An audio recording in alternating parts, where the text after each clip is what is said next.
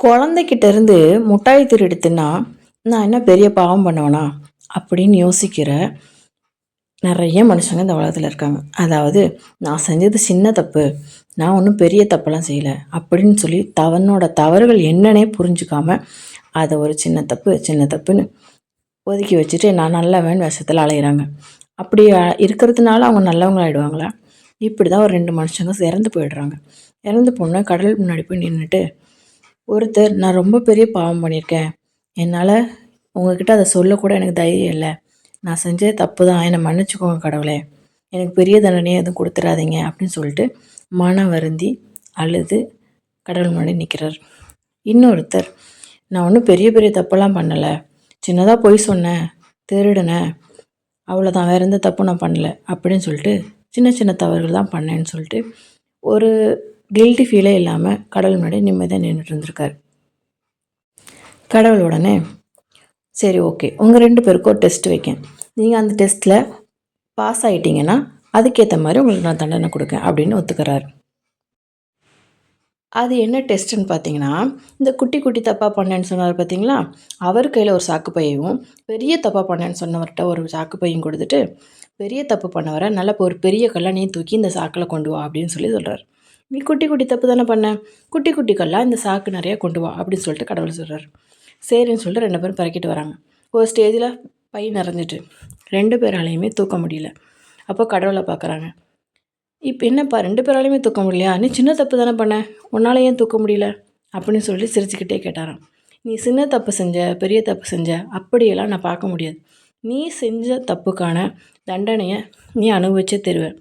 அது எப்போ குறையும் அப்படின்னா, நீ செஞ்ச தப்பை உணர்ந்து மன வருந்தி அதை நான் சரி பண்ணணும்னு முயற்சி பண்ணியிருந்தாலோ, இல்லை அதுலேருந்து வெளியே வரணும்னு முயற்சி பண்ணியிருந்தாலோ கண்டிப்பாக உன் தண்டனை குறையும். மற்றபடி நீ அதை நான் செஞ்சது ரைட்டு தான், நான் செஞ்சதெல்லாம் ஒரு தப்பா அப்படின்னு ஒரு ஆணவத்தில் நீ அலைஞ்ச அப்படின்னா கண்டிப்பாக அதுக்கான முழு தண்டனை உன்னை சேர்ந்து கண்டிப்பாக சேரும்.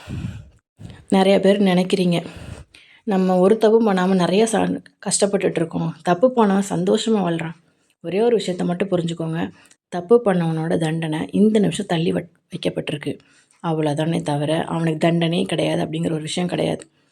உங்களுக்கு கஷ்டம் வருது அப்படின்னா ஏதோ ஒரு பெரிய விஷயத்த நீங்கள் சந்தோஷமாக அனுபவிக்க போகிறீங்க, அதுக்கு நீ தயாராகணும். உன்னை சுற்றி இருக்கிற போலி முகங்களெல்லாம் நீ தெரிஞ்சுக்கணும். ஏன்னா கஷ்டம்னு வரும்போது தாங்க நம்ம சொந்தக்காரங்க மொத்த பேரோட முழு உருவத்தையும் நான் கடவுள் நம்மகிட்ட காட்டுவார். இவ்வளோ தானா நீ அப்படின்னு நம்ம யோசிக்கிற அளவுக்கு காட்டுவார். ஸோ ஒரு கஷ்டம் நமக்கு வருது அப்படின்னா மற்றவங்கள பற்றி தெரிஞ்சுக்கிறதுக்கான ஒரு வழியாக மட்டும்தான் நீங்கள் எடுத்துக்கிடணும்.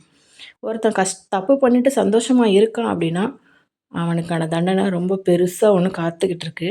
இந்த நிமிஷம் சின்ன சின்ன லட்டு மாதிரி காட்டி சந்தோஷமாக சிரித்து சாப்பிட்டுக்கோப்பா, நீ உனக்கு பெருசாக அனுபவிக்கும் போது நிறைய அழுவை, அதனால் இப்போ சந்தோஷமாக இருந்துக்கோன்னு கொடுத்துருக்காரு.